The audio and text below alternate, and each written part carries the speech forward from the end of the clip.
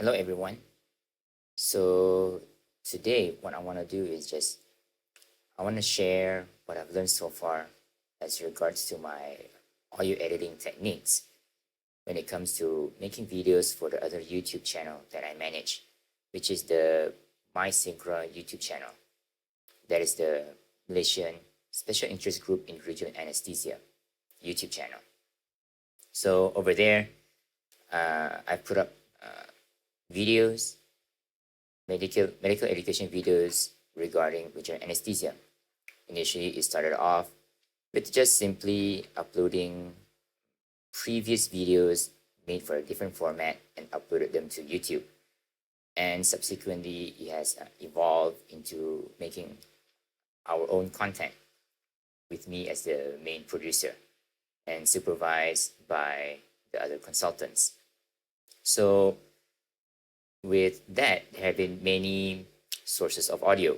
For example, projects which have already been finished and videos that were handed to me after being recorded by other people, and some videos which were directly recorded by me. So I just want to share what I've learned so far as regards to my technique in editing audio, especially for those which I edit myself. And this is important because when it comes to watching videos, between a bad video in terms of the visual and a bad audio in terms of the hearing, a bad audio will always turn off people more. And today I just want to show what I do to edit the videos that have been pre-recorded and then subsequently edited by me. Now, the most important rule is to always get the source right, which is always why I prefer to work with projects where the recording is done correctly and I am able to edit the initial source of audio rather than editing a finished video project. So always try to find the quietest room available, and this is because you don't want wind noise, you don't want other distracting noises to disturb you, and sometimes it's difficult to get it perfectly, but you do the best you can. For example, in my room here, it's impossible for me to record with the fan turned off, and let me just show you, let me just let you hear how the wind noise is right now. And this is how it is after I've edited the video. So I turn the fan as low as possible just so that I don't die of Malaysian heat, but at the same time try to keep the fan noise as low as possible. So at work, when we are recording these medical education videos, there's gonna be some air conditioning noise, things like that. So you try to record in such a way that you get to minimize these noises. But unless you are recording in a true studio, it's not going to be perfect, but you do the best you can. And then the other technique is to always ensure that you use a dedicated microphone. Now, to be fair, when it comes to just recording the human voice, I find that recording with just a high-end phone, for example, the iPhone or any high-end Android devices, the cameras there, the microphones there are already extremely good. And I find that when editing audio that has been recorded from them, there isn't much that needs to be done because the recording is pretty good. So the audio fidelity is nice. Now, here I'm using a dedicated microphone. So this is so that I can put the microphone as close to the speaker as possible. And this is what you want to do, because unless you want to be recording the other people's voices, in which a different setup is probably warranted, you actually want to just have the voice of the speaker. So have the microphone be as close to the speaker as possible. So if I'm using an iPhone with just using the voice memos app, you have to put the iPhone as close as possible to the speaker, and don't put it far away, because you're going to pick up more noise than the actual person's voice. So once everything is recorded, then for me personally, I've been using Final Cut Pro, and I'll show you what I do in terms of my workflow in editing the video. Now, as you can see here, this is an example of a project that I've edited, and it already has all of the audio effects in. So you can see at this particular slot, in terms of the audio waveform, you can see that the levels actually reach 0. But if I remove all of the effects,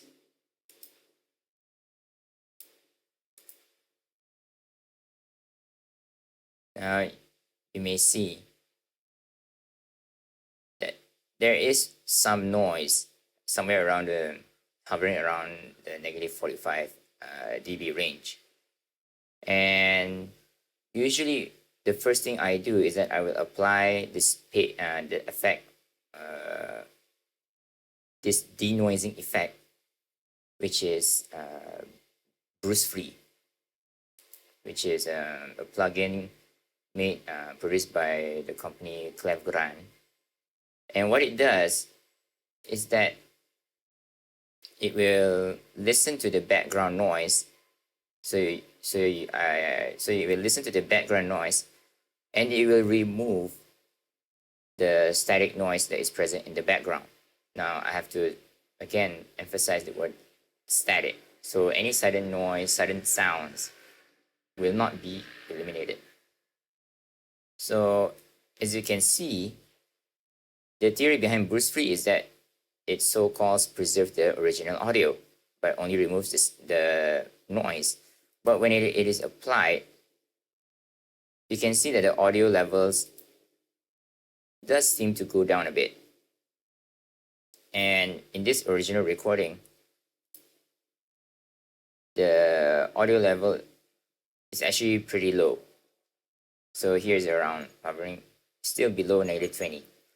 Now, from what I've seen so far on people's recommendations, now most people recommend having the voice range to be hovering around negative 12 to around negative 15. And whatever you do, you don't want the audio to go above 0 where it starts clipping. So personally, I try to keep the voice level around negative 12, and then at times if it's gonna go up, I will limit it to only go around negative 6. So after applying the Bruce Free denoising plugin, I will then apply a compressor. So for beginners like me, basically a compressor, what it does, it narrows down the dynamic range of the audio. Now in this case, I narrow it down while at the same time bringing the levels up. So I'm going to narrow the range down so that it hovers around the negative 12 to negative 20 range, and with occasionally going up and down. So I will show you the compressor effect. Sorry for the LRT train, that's unavoidable. And what I find is that Final Cut Pro's Vocal Compressor 1 setting is pretty good enough for most of the videos that I've been editing as a beginner. Now here, I will also turn on a limiter. So what a limiter does is that it prevents the levels from going above a certain limit. Now this original recording was done on an iPhone, so it's obviously a mono track. So when it's put into Final Cut Pro, it's basically going to act as a double mono. And what I feel is happening is that when I put the limiter as negative 3, it will actually limit it around negative 6. So if I put this directly as negative 6, the limiter will start to act around negative 12. So I just put it as negative 3 so that in effect it will go to negative 12. So you can see the audio levels have all gone up as before. So let me just demonstrate to you again. So these were the levels before and levels after the compressor. And then you can see that the levels more or less hovering around -12 as regards to the speech. But even though I've applied the Bruce Free app and it has removed a lot of the noise, there will still be some noise that can be audible once the levels have been boosted back up. So you can see still hovering around the -40 range. So there are some things I will do to remove that after this. But what I will do after applying the Bruce Free and the compressor is that I will always add a few frequency-based filters. So one is a low-pass filter. And basically what this does is it will only allow sound that is below a certain frequency. And in this case, I put the frequency as 15K, mainly because even though they say that humans can only hear up to either 15 or 20K, personally, I can only hear up to 15 kilohertz. And I find that limiting to 15K removes unwanted information that's no longer required as regards to human voice. Actually, the human voice goes even lower than the 15K, but so far I find that filtering for 15K is pretty good enough. So it cleans up the signal. Then number two is that I also apply a high pass filter. So here I put it at, my default is 50 hertz, sorry. And this will help to remove low frequency noises like rumbles, things like that. It doesn't specifically clean out the frequencies below the human voice because the human voice actually goes a bit higher. But I find that so far filtering for 50K is pretty good enough. Now, after cleaning the signal, now it comes time to remove, you can see there, the still low levels of noise. Now you may be thinking, is it really worth it to remove such noises? And I will tell you that the answer is yes, because even though this noise is not really audible if you're listening on a set of speakers, where you're listening in an environment that may be noisy in itself, if you're listening on a set of headphones or earphones, especially if it has good noise isolation, you're suddenly going to be hearing the noise that was still present in the recording. So what I do to remove that is that I first add a channel EQ. Now, of course, you can do channel EQ to modulate the voice of the speaker, but in this scenario, the reason why I want to add EQ is that I want to try to attenuate further the frequency of the room noise. So I will actually listen to where the room noise is. But as you can see here, you can't really see it because the room noise is actually below -40, and in here you can't, it doesn't actually allow you to see below -40. So what I do is that I just artificially boost things up. And then I play it again. So it's still not so much visible. So you can see that the frequency is actually a bit on the low frequency range. So what I did was that I just attenuated just a bit on this 190 hertz range, just -5. Usually when it comes to channel EQ, you can't really do drastic changes all the time, because if you do drastic changes, you're gonna alter the frequency of the speaker. So there's a balancing act between reducing the frequency of the room noise as much as possible while preserving the speaker's voice. Now, after I've attenuated the frequency of the room noise, then I will subsequently add what is known as a noise gate. So what a noise gate does is that when there's sound that's below the gate, the noise gate closes and doesn't allow signal to go through. So only when the audio signal goes above the level of the noise gate that you can actually allow sound to go through.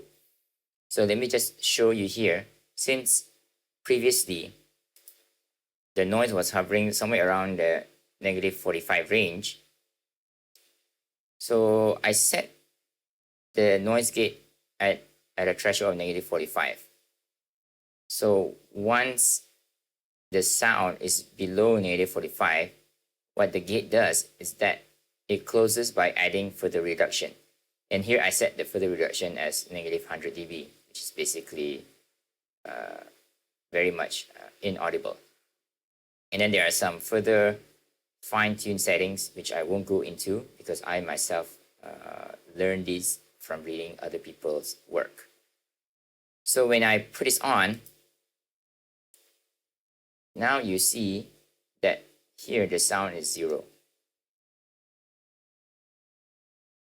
And then you can tell that the audio has become a lot clearer, because at areas where there is nothing being spoken, you don't actually hear any noise, as you can see.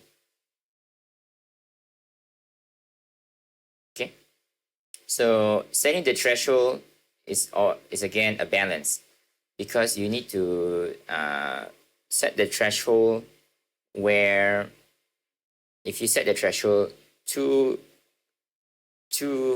near 0, you're gonna have some filtering of the speaker's voice. But if you set the threshold too negative, then there will be times when you may not filter any noise, because the noise, the room noise, is higher than the threshold itself. So you need to. So that's why after I edit everything, add the bruise-free denoising, and then add the compressor, only then I know what is the true level of the noise that I want to filter out using the noise gate. And that is how I'm able to get clean audio as compared to the original audio itself, which, even though it was just an iPhone and it's pretty good, but you can make it better with post-processing. So here I managed to remove the noise, make the dynamic range of the voice a bit narrower so it's easier to listen to, brought the levels up to a higher level, and then remove the noise. Now you may find that the videos that I've been producing nowadays has an audio volume which is still a bit lower as compared to a lot of the YouTube videos. And that's because I've been using the -12 reference limit for voice audio, while a lot of YouTube videos are produced at audio levels which are a bit higher and closer to probably -6. So for example, I like to watch the ESPN YouTube channel, and I find that when I use -12, my levels are the same as the ESPN's YouTube channel videos, but they are quieter than videos that were produced primarily for YouTube. So for now, I'm fine with just using the quieter audio limit, because at the end of the day, you can turn your speakers up. But if you edit your audio such as it comes closer to 0 and runs closer to the risk of clipping, I find that to be not so good for the audio production so far as a beginner. So I hope this was useful, and if you have any comments, you can comment down below. And if you have any if you have any questions to me, as someone who's very much a beginner in content creation, then just ask below. Thanks.